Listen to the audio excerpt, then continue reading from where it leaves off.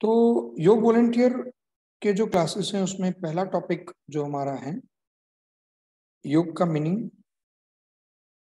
उसकी history and उसका development.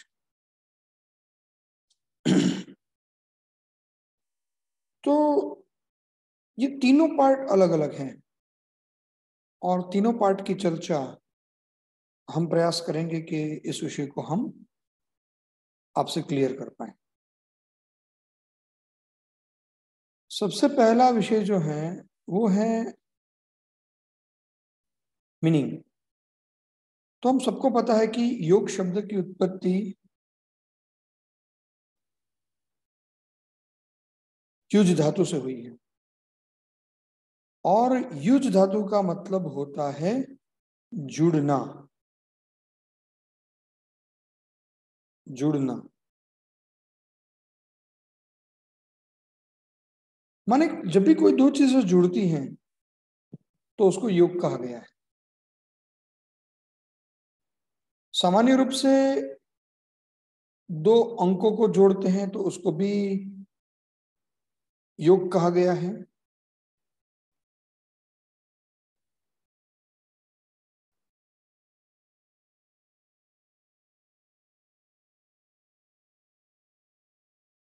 दो कोई भी विषय औषधियों को जोड़ा गया है तो उसको भी योग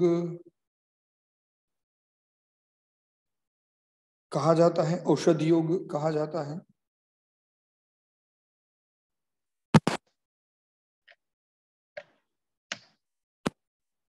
और उसी तरह से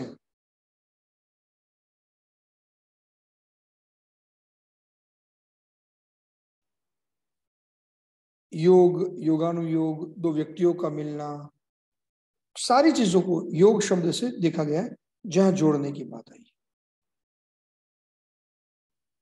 श्रीमद् भगवत गीता कहती है कि समत्वम योग उच्यते, मन, वचन और कर्म में समता का निर्माण हो,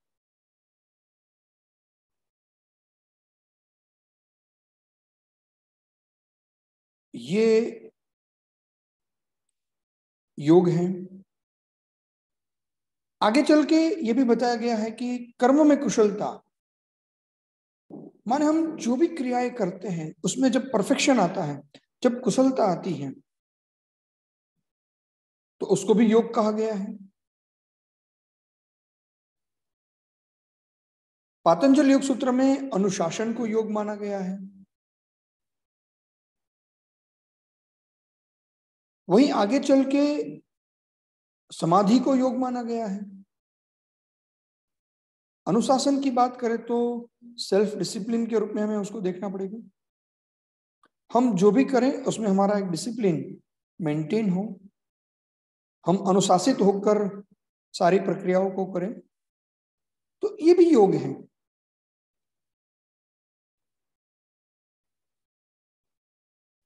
समाधि की प्राप्ति ये अल्टीमेट गोल है तो इसको भी योग माना गया है कि हाँ समाधि योग है।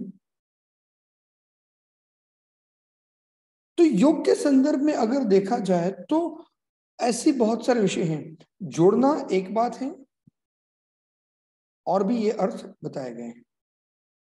और अंत में महर्षि पतंजलि ये भी कहते हैं कि चित्त वृत्तियों का निरोध योग है। चित्त वृत्तियों का निरोध योग है। अगर चित्त को मन मान ले, वैसे मन से वो अलग है मगर व्यक्त वो मन के रूप में ही होता है, तो चित्त को अगर मन मान लेते हैं तो उनकी वृत्तियां माने मन के साथ जुड़े हुए जो विषय हैं उनको रोकना, उनको उत्पन्न होने से रोकना, ये योग है। क्योंकि श्रीमद् भगवत गीता भी कहती है कि इंद्रियों पर विजय प्राप्त करना बहुत ही मुश्किल है। तो इसी तरह मन पर विजय प्राप्त करके चित्त की वृत्तियों पर, उनके विषयों पर विजय प्राप्त करना, यही योग है। और पूरे ग्रंथ का विस्तार, पातंजलि योग दर्शन, पूरे ग्रंथ का विस्तार जो है वो चित्तवृत्ति के निरोध के विषय की बात करने में ही पूरा ग्रंथ लिखा गया है।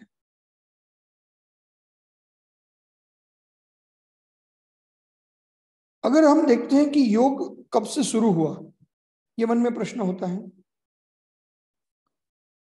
तो ये बात हमें समझनी चाहिए कि योग हमारे जीवन का भाग था। जो विषय जीवन का भाग होती है वो लिखी नहीं जाती है। जैसे आजकल स्कूटर हमारे जीवन का भाग है, तो स्कूटर के बारे में कोई लिखता नहीं है। मोबाइल हमारे जीवन का भाग है, तो मोबाइल के बारे में कोई लिखता नहीं है।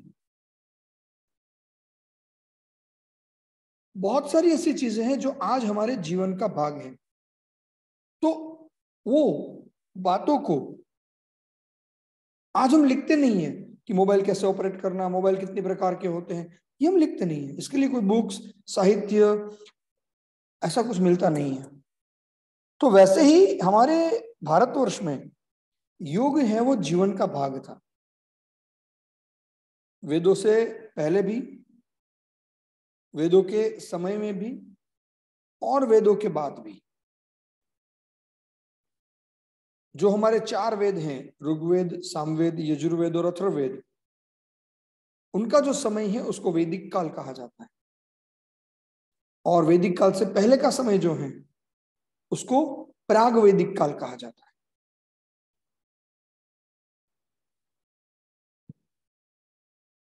तो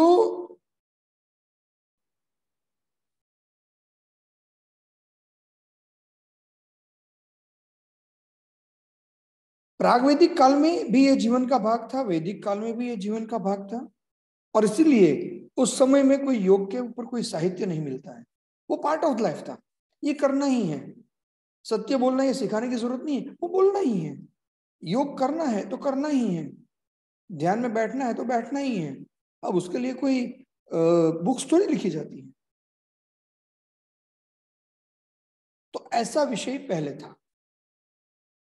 और इसीलिए योग के संदर्भ में कोई एक पुस्तक हमें उस समय में प्राप्त नहीं है। वेदों के बाद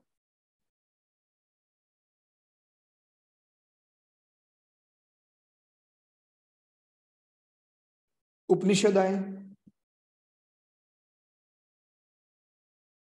मूलभूत रूप से 108 उपनिषद, और उसमें से प्रमुख 10 उपनिषद, उसमें भी कहीं ना कहीं योग विषय की चर्चा की गई है। कठोपनिषद में योग विषय, ओमकार, मोक्ष, ये सारे विषयों की चर्चा हुई।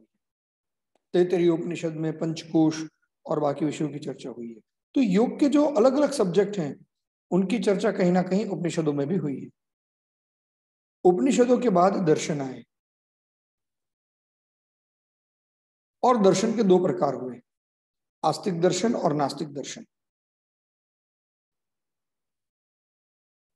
आस्तिक दर्शन जो वेदों में मानता है वो आस्तिक दर्शन है, जो ब्रह्म तत्व में मानता है वो आस्तिक दर्शन है, और जो इसमें नहीं मानते हैं वो नास्तिक दर्शन है। तो आस्तिक दर्शन 6 हैं: वैशेषिक दर्शन, न्याय दर्शन, सांख्य दर्शन, योग दर्शन, पूर्व मीमांसा और उत्तर मीमांसा। तो ऐसे 6 आस्तिक दर्शन हैं जो वेद और ब्रह्म तत्व में अपना विश्वास रखते हैं, उनका स्वीकार करते हैं। और उसी तरह से 3 नास्तिक दर्शन हैं: जैन दर्शन, बौद्ध दर्शन और चारवाक दर्शन। ये तीनों जो हैं वो ईश्वर या ब्रह्म तत्व या वेदों में श्रद्धा नहीं रखते। तो धीरे धीरे करके वेदों के बाद जो समय कालांतर बना, उस कालांतर में दर्शन काल में सबसे पहली बार योग का कोई पुस्तक लिखा गया, और वो महर्षि पतंजलि के द्वारा लिखा गया, और उसका नाम है पतंजलि योग सूत्र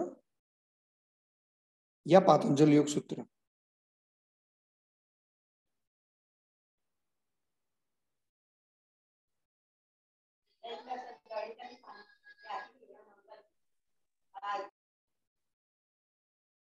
तो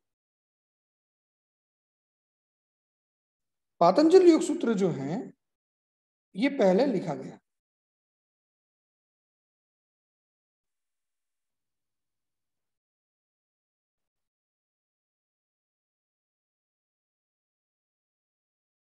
तो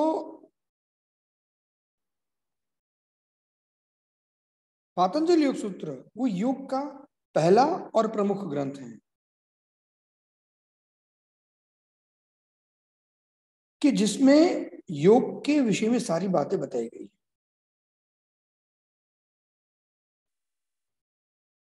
और ये विषय ऐसा भी है कि पातंजलि योग दर्शन में योग के बारे में जो बताया गया है वो आज भी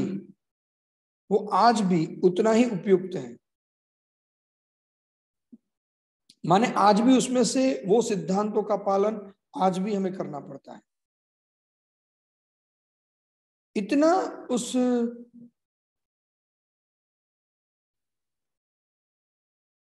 ज्ञान का महत्व है, उस सिद्धांतों का उतना महत्व है कि योग की परिभाषा में अगर बताया गया है कि योग चित्त वृत्ति निरोध, तो आज भी ये परिभाषा हमारे लिए अल्टीमेट है। उन्होंने कहा अष्टांग योग यम से लेकर समाधि, तो वो हमारे लिए अल्टीमेट है, क्योंकि बहुत छोटा ग्रंथ होने के बावजूद भी उसमें योग के विषय में सारी स्पष्टताएं कर दी गई है। तो दर्शन काल में आस्तिक दर्शन के जो 6 आस्तिक दर्शन हैं उसमें से एक योग विषय का दर्शन भी है जो महर्षि पतंजलि के द्वारा लिखा गया है। और इसीलिए हम प्रार्थना करते हैं योगेन चित्तस्य पदेन वाचा मलम शरीरस्य च वेदकेन योपाकरोतम प्रवरम मुनिनाम पतंजलि प्रांजलि रानतोस्मि।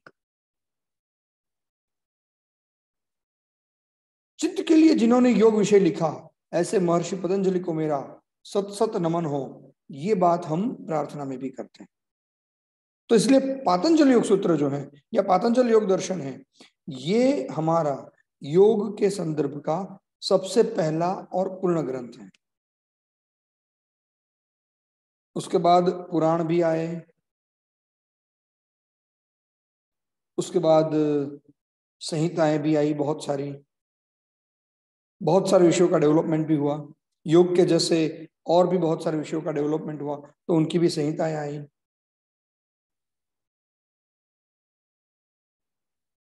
और ये समय में धीरे धीरे योग का अभ्यास करना थोड़ा मुश्किल हो गया था, और इसीलिए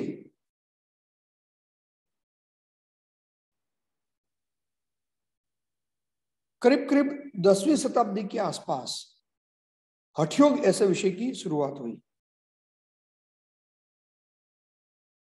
वैसे हठयोग का पहला ग्रंथ भगवान शिव ने दिया, जिसका नाम ही शिव संहिता है। भगवान शिव ने माता पार्वती को योग का जो ज्ञान दिया वो हठयोग के द्वारा, हठयोग की सबसे पहली पुस्तक थी शिव संहिता। कब लिखी गई? क्योंकि ये बहुत पौराणिक पुस्तक है, इसलिए उसका काल जो है, उसका जो टाइम एरा है वो स्पष्ट नहीं है। किनके द्वारा लिखी गई ये भी स्पष्ट नहीं है। हाँ, ये स्पष्ट है कि ये संहिता जो है वो भगवान शिव ने माता पार्वती को योग सिखाने के लिए कही। हो सकता है भारतीय संस्कृति के ये सारे जो ग्रंथ हैं उनका परिचय भी शायद आप लोगों के लिए पहली बार हो रहा हो, शायद नाम भी पहली बार सुन रहे हो, ऐसा हो सकता है। मगर ये हमारी परंपरा में, भारत की ये जो परंपरा है उसमें ये विषय सारे आते हैं।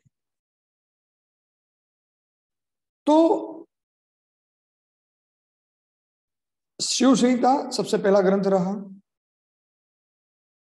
हठयोग के बारे में। और उसी समय एक मछली भी ये योग का ज्ञान ले रही थी स्थिर होकर, तो भगवान ने उनको भी एक देह रूप दिया, एक मानव शरीर दिया, जिनका नाम रहा मत्स्येंद्रनाथ। कई बार जो हम देखते हैं नाथ संप्रदाय, ऐसे शब्द हम सुनते हैं। जूनागढ़ में भी अगर आप जाते हैं तो वहां भी नाथ संप्रदाय का मंदिर है, गोरक्षनाथ का मंदिर है। तो मत्स्येंद्र नाथ पहले गुरु रहे, उनको ज्ञान दिया भगवान शिव ने, इसलिए वो आदिनाथ कहे गए। तो सबसे पहले नाथ आदिनाथ, उसके बाद मत्स्येंद्र नाथ, और पूरी नाथ संप्रदाय की एक परंपरा हमारे यहां गिनी गई है।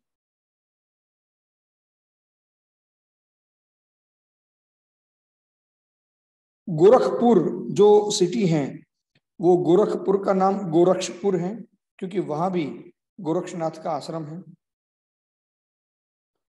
तो इस तरह से नाथ संप्रदाय की पूरी परंपरा चली।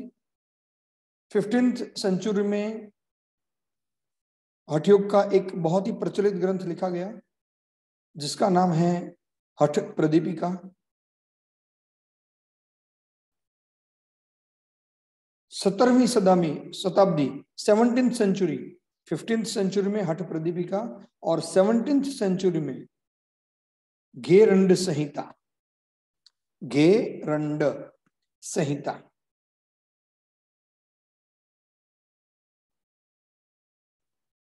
ये भी योग की बुक, माने हठ योग के ऊपर लिखी गई बुक हमें मिलती है। और ये दोनों ग्रंथ हैं वो क्लासिकल हैं, इसको हम क्लासिकल ग्रंथ की श्रेणी में इसको हम रख सके, ऐसे ग्रंथ हैं। संस्कृत में ही है, उसके ट्रांसलेशन अवेलेबल है, मगर वो क्लासिकल ग्रंथ के अंतर्गत विषय आता है।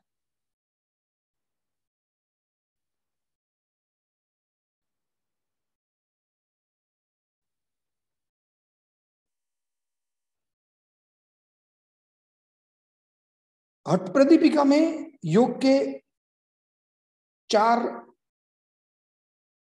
अंग हैं।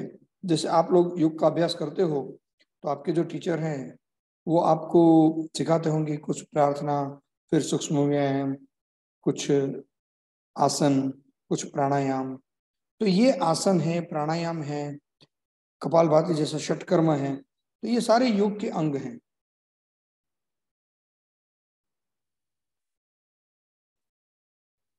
तो ऐसे हठ प्रदीपिका ने 4 अंग माने हैं, आसन, प्राणायाम, मुद्रा और नादानुसंधान, कि योग के 4 अंग हैं, ऐसा हठ प्रदीपिका कहती है। घेरण संहिता कहती है योग के 7 अंग हैं, और पातंजल योग सूत्र मानता है कि योग के 8 अंग हैं। तो अलग अलग ग्रंथों में अलग अलग थोड़े बहुत विषय बताए गए हैं, मगर योग का अल्टीमेट गोल जो है, कहां पहुंचना है, हमें क्या प्राप्त करना है, तो वहां पे बहुत स्पष्टता है कि समाधि को प्राप्त करना है। समाधि को प्राप्त करना ये अल्टीमेट गोल है योग का।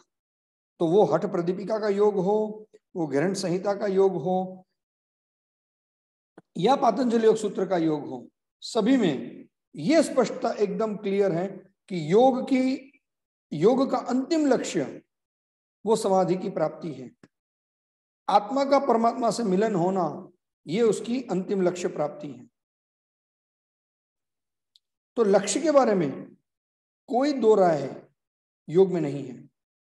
समाधि को प्राप्त करना ये विषय स्पष्ट है, और इसीलिए योग के एक अर्थ में बताया गया है पातंजलि योग सूत्र में, योग समाधि। योग क्या है? समाधि है। तो ये बात हमें समझनी होगी, क्योंकि जब भी आप योग के विषय में आप थोड़ा थोड़ा नॉलेज ले रहे हो तो आपके पास ये बैकग्राउंड होना चाहिए कि योग के ग्रंथ कितने हैं, कहाँ कहाँ योग की बात है, कैसे योग की बात बताई गई है, इन सबको हमें समझना चाहिए। तो ये हमारा एक विकास था। माने वेदों से पहले भी ये जीवनचर्या का भाग था, और बाद में जो है धीरे धीरे इस विषय में स्पष्टता दी गई और धीरे धीरे एक योग एक विषय, एक विज्ञान के रूप में प्रस्थापित हो रहा है या हो गया था।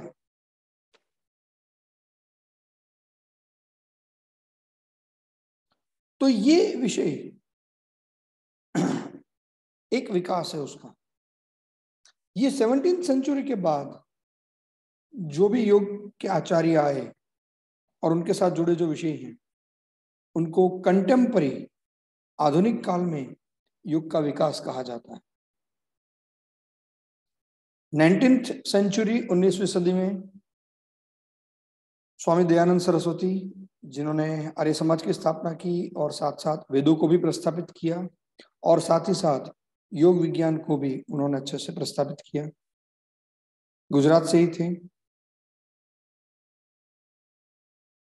और बंबई में उन्होंने आर्य समाज की स्थापना की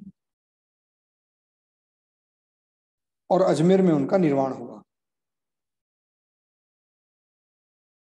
ऐसे दूसरे आचार्य तमिलनाडु में हुए, महर्षि रमन। महर्षि रमन की फोटो देखेंगे तो आपको पता चलेगा कभी भी उन्होंने उपवस्त्र नहीं पहने हैं, एकदम सिंपल लाइफ वो जी रहे थे। 19वीं सेंचुरी से लेकर 20वीं सेंचुरी के मिड तक महर्षि रमन का काल रहा और समाधि की अवस्था बहुत ही छोटी उम्र में उनको लग गई थी। उसके साथ साथ ही श्री रामकृष्ण परमहंस वेस्ट बंगाल में, जहां पश्चिम बंगाल कहते हैं या बंगाल कहते हैं, वहां पे श्री रामकृष्ण परमहंस हुए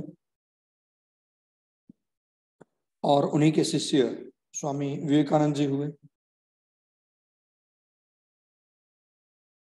ये भी कलकत्ता बेस्ड रहे। श्री रामकृष्ण मिशन की स्थापना हुई वहीं पर और पूरे भारतवर्ष में योग विषय को वो आगे ले गए। और योग में भी 4 प्रकार के जो योग हैं, ज्ञान, भक्ति, कर्म और राज। ज्ञान योग, कर्म योग, भक्ति योग और राजयोग, ये 4 प्रकार के जो योग हैं, उनका डिटेल में वर्णन स्वामी विवेकानंद जी के द्वारा हुआ है। वैसे रामकृष्ण परमहंस जी ने कोई पुस्तक नहीं लिखी है, मगर उनको भी समाधि का अनुभव बहुत छोटी उम्र में हो गया था और इसीलिए वो काली मंदिर में, दक्षिणेश्वर के काली मंदिर में उन्होंने पुजारी के रूप में अपना जीवन यापन पूरा किया। इसके साथ साथ श्यामचरण लहरी करके एक योग के आचार्य रहे, वो भी वेस्ट बंगाल से रहे। Paramhans Yogananda ji, the autobiography of योगी, जिनके द्वारा लिखी गई है, उनके गुरु श्यामचरण लहरी भी इसी कालखंड में उनका भी रहना हुआ है। तो 19वीं सेंचुरी जो है, ये एक योग के विषय की आगे ले जाना में भी काफी लोगों ने पार्ट लिया है, काफी लोगों ने इसका प्रचार भी किया। माधवदास परमहंस गुजरात में ही बड़ौदा के पास, ये भी एक योग के आचार्य हुए और ऐसे ये परंपरा धीरे धीरे आगे चलती गई। माधवदास जी के जो 2 शिष्य रहे, उसमें से एक शिष्य स्वामी कुवलयानंद जी, जिन्होंने केवली धाम की स्थापना की, और माधवदास परमहंस के दूसरे शिष्य श्री योगेंद्र, उन्होंने शांता क्रूज में द योग इंस्टीट्यूट की स्थापना की। तो धीरे धीरे योग आगे बढ़ता गया। कर्नाटक में टी कृष्णमाचार्य, जिसको फादर ऑफ मॉडर्न योग कहा जाता है, ऐसे टी कृष्णमाचार्य जी वहां हुए और उन्होंने भी मॉडर्न योग, अष्टांग योग, फास्ट योग, ये सारे योग के जो स्वरूप हैं, उनको समाज के सामने लाने का प्रयास किया।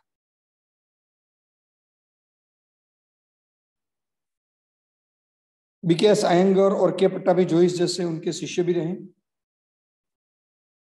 बीके शायंगर का इंस्टीट्यूट पुणे में और के पट्टाभी जोइस का मैसूर में। तो ऐसे दो बड़े आचार्य जो हैं वो उनके शिष्य रहे हैं।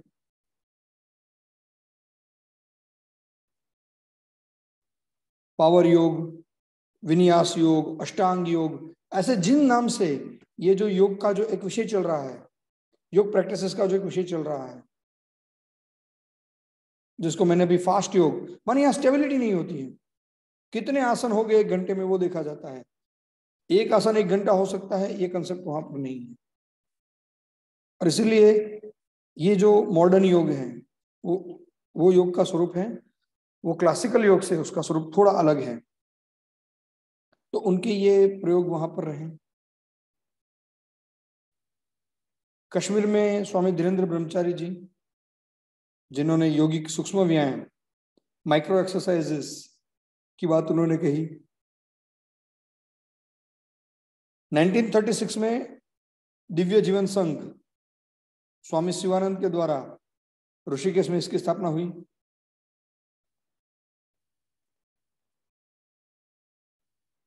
और शिवानंद योग आज अपने आप में एक बहुत बड़ा इंस्टीट्यूट भी है, और एक माने विदेश से आने वाले लोगों के लिए एक क्रेज और एक कुतूहल रहता है कि वहां जाना है उनको, और वो एक बार जाते ही हैं।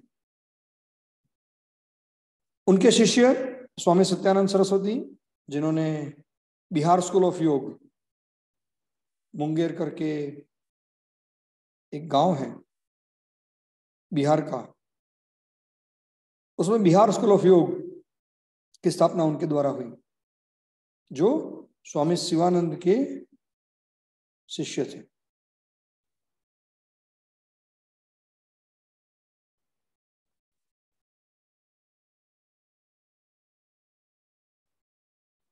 इसके अलावा भी महेश योगी, जिन्होंने ट्रांसकेंडल मेडिटेशन की शुरुआत की। उसके बाद ओशो रजनीश, डायनेमिक मेडिटेशन जिन्होंने बताया, और योग को भारत और बाहर ले जाने में उनका भी बहुत बड़ा योगदान रहा।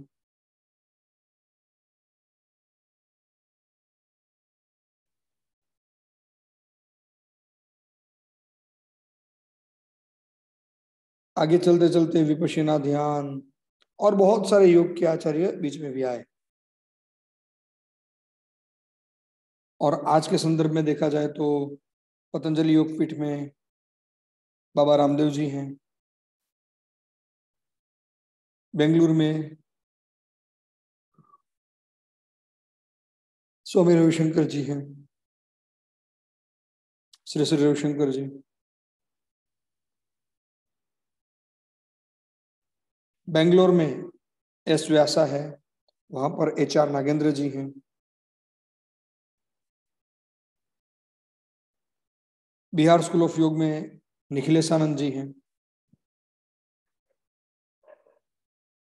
तो आज भी ये संत परंपरा, ये आश्रम परंपरा आज भी चालू ही है। आनंद बाल योगी भवनानी, माँ अमृतमयी, सॉरी माँ आनंदमयी,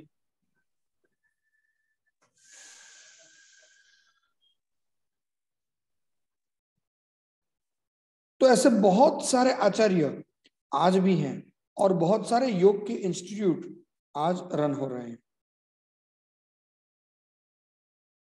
और बड़े बड़े आचार्य इन विषयों की चर्चा करते हैं, योग की चर्चा करते हैं, और योग का ज्ञान हमें देते हैं।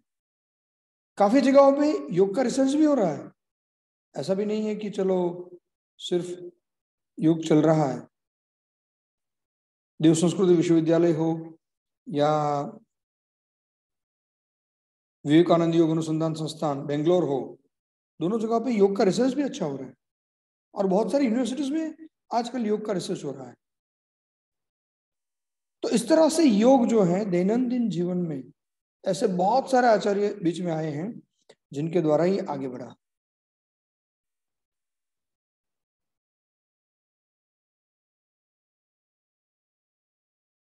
और योग का विकास निरंतर चलता रहा और आज भी हो रहा है। आज भी वो रुका नहीं है।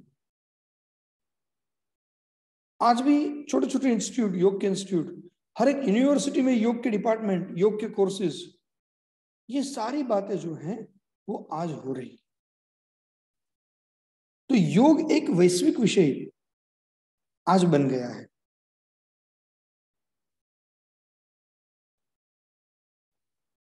और ऐसे आचार्य भी बहुत सारे हैं। उसी तरह से हाँ, नासिक में योग विद्याधाम है, तो वहां पे मंडलिक जी हैं, मंडलिक गुरु जी, तो वहां भी योग की विषय बहुत अच्छे से चल रहा है। गुजरात में कायावरोहण करके बड़ौदा के पास नकुलिश योग विद्यालय है, जहां राजर्षि मुनि हैं, जिनके मार्गदर्शन में, जिनके तत्वावधान में योग का अभ्यास हो रहा है। तो इस तरह से योग आज घर घर तक एक या दूसरे स्वरूप में पहुंचा है। 2014 से योग और नेचुरोपैथी को समाहित करने वाली मिनिस्ट्री ऑफ आयुष का भी गठन हुआ। योग और नेचुरोपैथी के रिसर्च के लिए सेंट्रल काउंसिल फॉर रिसर्च इन योग एंड नेचुरोपैथी भी है न्यू दिल्ली में। जैसे हर एक इंस्टीट्यूट का एक नेशनल इंस्टीट्यूट होता है, माने एक राष्ट्रीय संस्थान होता है, वैसे योग का राष्ट्रीय संस्थान है, वो भी दिल्ली में है, Morarji Desai national institute of योग, MDNIY।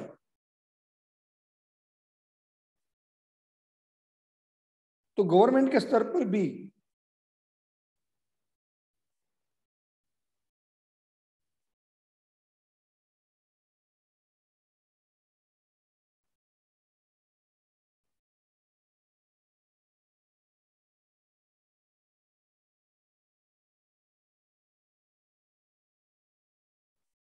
बहुत सारे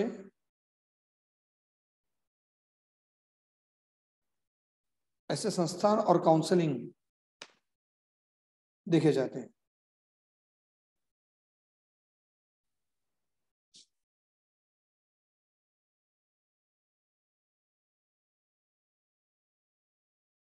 योग की 4 यूनिवर्सिटियां एक्सक्लूसिव योग विषय को प्रमुख मानकर चल रही ऐसी भारतवर्ष में 4 यूनिवर्सिटियां भी हैं।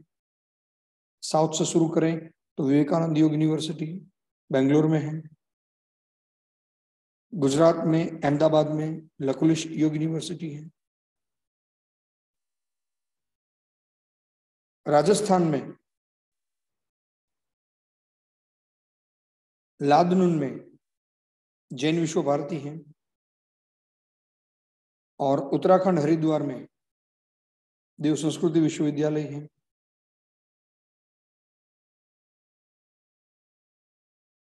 तो ये 4 एक्सक्लूसिव योग की यूनिवर्सिटियां हैं। और इसके अलावा गवर्नमेंट के द्वारा, मिनिस्ट्री ऑफ आयुष के द्वारा योग टीचरों को प्रमाणित करने के लिए, उनका रजिस्ट्रेशन करने के लिए, उनको सर्टिफाइड करने के लिए योग सर्टिफिकेशन बोर्ड का उन्होंने गठन किया है। और उसी योग सर्टिफिकेशन बोर्ड के एक प्रोग्राम, योग वॉलंटियर प्रोग्राम में आज हम सभी लोग जुड़े हुए हैं।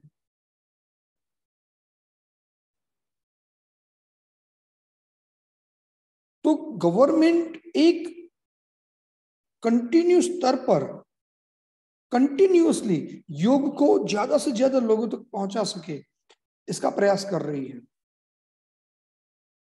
और योग के संस्थान भी ये प्रयास कर रहे हैं कि योग घर घर तक पहुंचे, सच्चा योग घर घर तक पहुंचे। और इसी संदर्भ में ये विषय जो है वो चल रहा है। तो योग का विकास वेदों से लेकर आगे चला, धीरे धीरे धीरे करके सभी कालों में भी इसका विकास हुआ, हठ योग का विकास हुआ फिर, और कंटेम्पररी टाइम में 19th सेंचुरी से लेकर आज तक योग का विकास कंटिन्यू हो रहा है।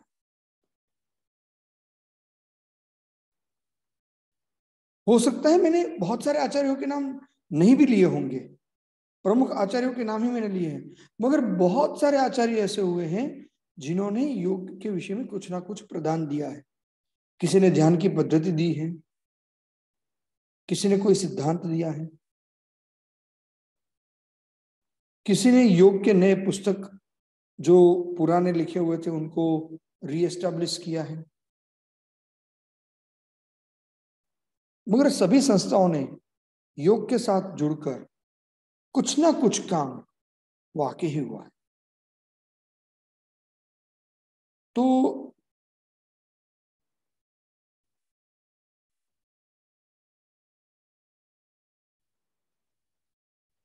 ये जो है वो योग का विकास है, और योग से व्यक्तियों का स्वास्थ्य, हेल्थ इंडेक्स और ज्यादा अच्छा हो, ये हम सबकी जिम्मेवारी है। योग वॉलंटियर के 36 घंटे करने के बाद हमें क्या करना है, तो हमें हमारे परिवार को इस विषय में जोड़ सकते हैं, बाकी के लोगों को योग के साथ जोड़ सकते हैं, और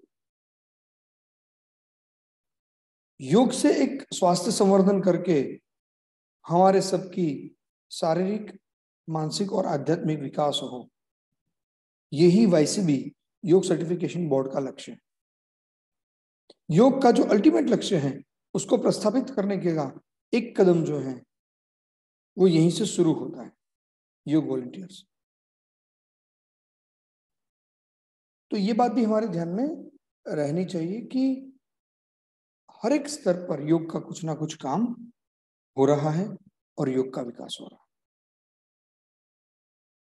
और इस योग के विकास में हम अपने आप को स्टेबल रखें, हम हमारा भी विकास करें, हम इस विज्ञान का भी विकास करें, ऐसे कार्य हमारे द्वारा होने चाहिए। क्लासिकल योग बना रहे, ये ध्यान रखना ये हमारी फर्ज रहेगा, तो उसके लिए भी हमें काम करना चाहिए। तो ये विषय था आज के लिए, योग वॉलंटियर का जो पहला पॉइंट था, जिसमें योग का अर्थ, योग का उद्भव और योग का विकास, वेद के समय से आज तक योग का जो विकास हुआ है उनकी सारी बातें मैंने आपके सामने रखी हैं। आप सभी लोग इस श्रृंखला में जुड़े, इसलिए आप सभी का भी बहुत बहुत धन्यवाद।